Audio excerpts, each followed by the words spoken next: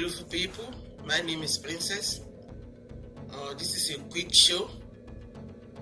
I heard it in the news that 2 days ago, Nigeria was attacked by the terrorists on the Ibadan Express Road. This road is main road that leads to many states in Nigeria. But now, terrorists had already taken over the road, that all the people that traveling around that time was kidnapped or maybe was killed. I'm not really sure, but they were attacked by the terrorists. And you guys are saying that America did not know what they are doing by evacuating their citizens. Please, do not blame America, because if America did not see anything, they would not act on anything.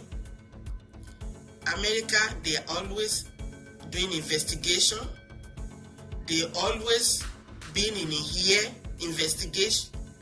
They always been in a water to investigate. They've been in everywhere to investigate what is going on, to protect their citizens. They cherish life so much. They know that life is important for every one of us, and they are ready to protect all the citizens at any cost, at any time, in any situation.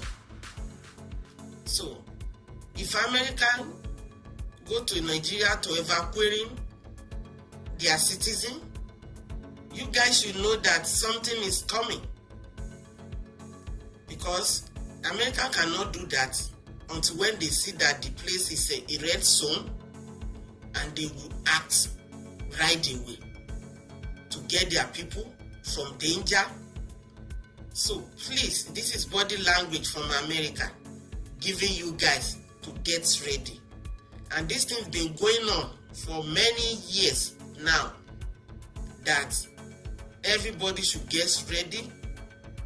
These people, they don't joke and they don't care. And you too must not care whatever is going to cost you. So please, let us get up, join hands, do this thing, and make sure all the lives are saved. Please, do something. Don't be, it wasn't my fault. They don't come to my house. You should know that one day, it might reach your house. So that is why you should get up now and do something. Please, may God protect you. May God protect us. May God protect all over the world.